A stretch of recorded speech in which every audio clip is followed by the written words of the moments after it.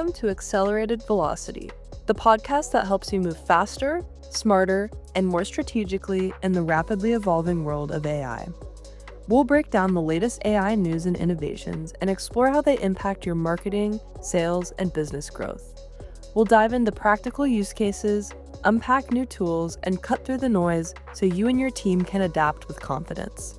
I'm Grace Matthews, Director of Content at Inbound AV, a business development agency and HubSpot solutions partner dedicated to driving sustainable business growth. Each week, I'll be here with Peter Malik, our CEO and founder. Join us as we make sense of what's changing and what to do about it. Hello, welcome to another episode of Accelerated Velocity. This is Grace, and I'm here with Peter. And we're going to walk through a few big updates and some kind of wacky updates today. Yeah, so you have to stick around till the end because at the end you're going to meet Grem. And Grem is the stuffed animal with a chatbot inside of it. And I'll tell you, Grace, I think it's wacky, but I think there's also parts of it that are not so wacky. And so I'll look forward to discussing that with you.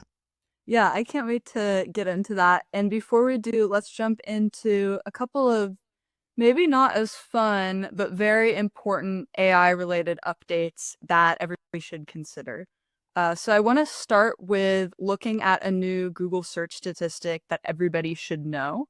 And that is that Google's AI overview has been confirmed to show a 25% drop in referral traffic for cited sources. So there's a lot to this. The most important thing to think about is that this finding confirms this idea we've been talking about, that Google's AI overview is part of just one piece of the puzzle of this decrease in click-through rates that pretty much everybody is seeing, click-through rates to your website or any other platforms where your business might have a presence.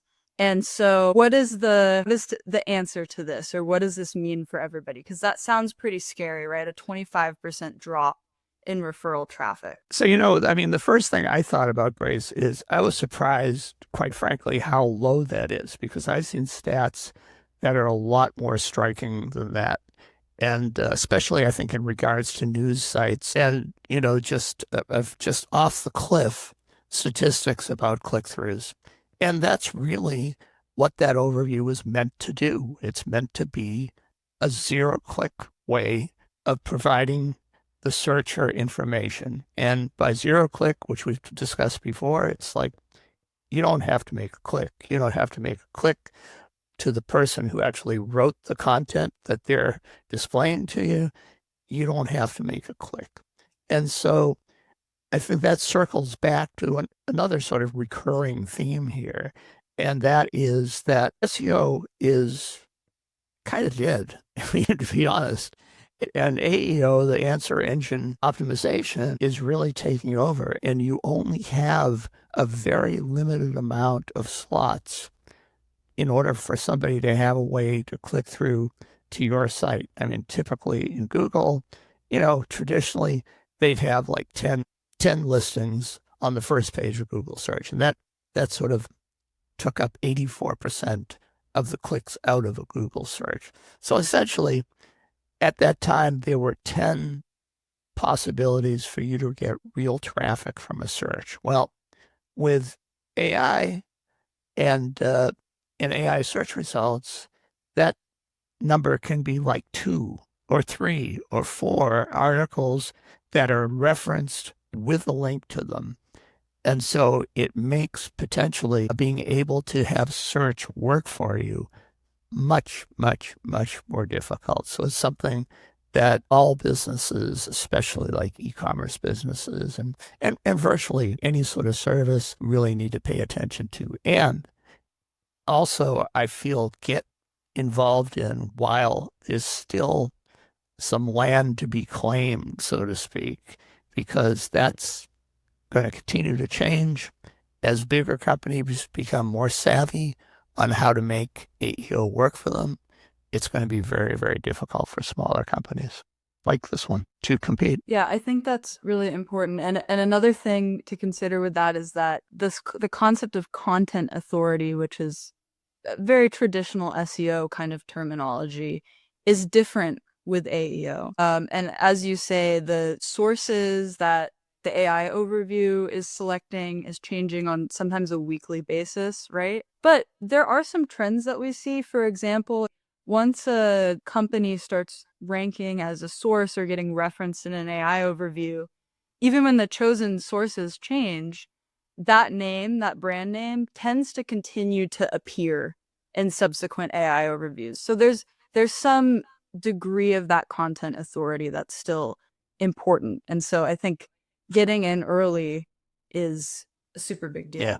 No, I was going to say that's exactly that's the point, is that's just another reason to jump on it.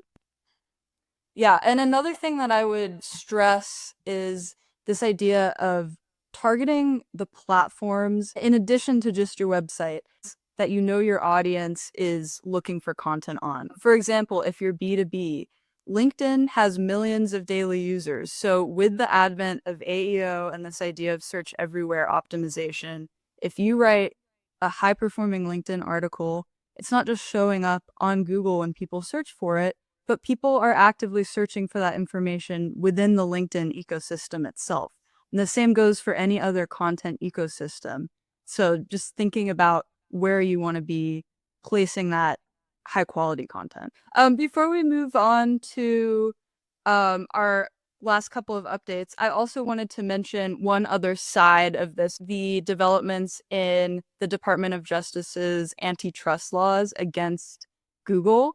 You know, I think the important thing to consider is that content creators need to find ways to be creative and work with the system that we're working within now for success, but also to keep up to date on things like the antitrust case and see how that's developing. Yeah, I totally agree with you. And it's interesting. I mean, I think we could all agree, no matter which side of the aisle you're on or which side of the street, that the DOJ is looking at different things than they would have typically been looking at in past years.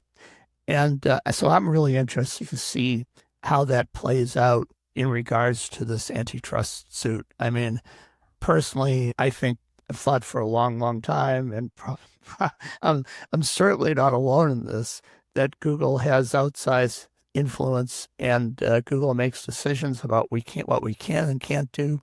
And that's the decision. It's not a governmental organization making rules. It's Google making the rules. And so I'm really interested to see how this plays out. So, another thing we wanted to introduce was a conversation around context engineering, which is a term that some of you might have heard of, and also some updates with GPT-5 that will impact context engineering if you're using ChatGPT. For anyone who's not familiar with the phrase context engineering, it plays off the context of prompt engineering. So, there's a relatively recent wave of AI experts who are, repping the idea that prompt engineering is not an efficient or effective way of approaching AI use, whether you're using AI for very technical implementations or for other sorts of things like marketing campaigns or anything in between. And a lot of these thought leaders are encouraging people to move towards context engineering, which is a framework where you instead focus on building up your LLM of choice with relevant context to what you're doing, whether that's context about your project or your campaign or your organization or context specific to a certain output that you need. And that in itself will enhance the results that you're getting back versus scrutinizing over the engineering or the architecture of a prompt. And so, where GPT-5 and some of the recent updates with GPT-5 come in are changes to context windows. So context windows are measured by tokens. And for example, a specific chat on ChatGPT will have a context window of 8,000 tokens. So where GPT-5's updates come in here is that it's important to know the new tiers for context windows if you're a ChatGPT user. So the free tier is going to have a context window of 8,000 tokens per conversation. The plus tier is going to have 32,000 tokens per conversation. And pro and enterprise tiers will have 128,000 tokens. So The reason that we wanted to update everybody on this is that if you're using context engineering, which you should be, and you're not getting the results back that you want, you need to think about the context window on the LLM that you're using. So if you're on a free tier of ChatGPT and you're using the same exact approach as a plus or a pro user on the platform, you're not going to be getting back the same results. And this isn't a sales pitch to go buy ChatGPT Enterprise, but just to think about how those tokens are affecting the results that you're getting. So 8,000 tokens in free, what does that actually mean? So when it comes to text-based information, if you're just typing into the chat in ChatGPT, this is just for ChatGPT, but 1 token equals 4 characters. So about 1,500 words is going to be just a little bit over 2,000 tokens. And I'm certain there are tons of business users on a free ChatGPT, and it's really important for them to be able to get the full value of the product. Is there any guidance that you've seen? Yeah, so one thing, I mean, this is a very simple best practice, but the biggest thing would be to, no matter what model you're using, or plan you're using, to just compress files whenever you can. So the bigger the file size, the longer it's going to take for ChatGPT to process, the more energy you're going to use, which is never ideal, and the more tokens the LLM is going to use up for that conversation. So compress your file sizes, get more information in there. It's just like how our brains work to a certain extent, right? You know, the more concise the information, the more we're going to remember. So consequently, it's a very important thing for people to understand, and especially for those who need to be getting the best and most accurate results out of ChatGPT. So lastly, and this goes less specifically for token usage, but another best practice that I think is helpful to consider if you're new to context engineering is learning what your LLM already knows about you. So asking it questions like, tell me about me, or what do you know or remember about me, or about Inbound AV, insert your company name, right? And check back and see what it tells you. If your LLM usage is dependent on having detailed context about your industry or your work, then that can be a really helpful approach. And then you can kind of see gaps and add more context from there to include the information that you want it to retain. Yeah, I think that's an amazing point, and quite frankly, something I hadn't considered. But very, very powerful thing to do. Yeah, I did it on myself and my ChatGPT account the other day, and it's a little bit spooky. It's a little bit, I'm a Black Mirror fan, so that kind of thing still trips me out, even though AI is not new to us anymore whatsoever. So did ChatGPT know that you're a Black Mirror fan? It didn't, but I wonder I'm going to ask it what TV shows it thinks I watch. What's it off this? Yeah, I'm curious to know. All right. So as we kind of teased in the beginning, there's one last update that is really important. Yes, there is at that. And so Grem, you want to meet Grem. And what's Grem? Grem is a stuffed animal with a chatbot inside. And just that statement to me just opens up like a panorama of like possible bad outcomes, to tell you the truth. And so that's why I wanted to discuss it. I think it's fascinating. So for a little bit of context, the way that this product, Grem, is marketed is a stuffed animal companion to children for parents who want their kids to be able to play independently when they're busy, but want them to have reduced screen time. I don't have kids myself, so I guess I can't comment on that aspect of it, but I don't know how this serves as a replacement for screen time that's all that much better. I agree with you. And I think for me, it first of all throws up a bunch of questions. One of those questions is that chatbot self-contained within the stuffed animal, or is it potentially connected to the internet where it can get an update? And so that in itself is like two potentially different outcomes. Because as the chatbot maybe gets smarter, does that mean that you're going to have to buy your kiddo a new Grem every 6 months? And on the other side, if it's potentially connected to the internet, what are the safeguards to make sure that Grem doesn't go rogue on your kid, right?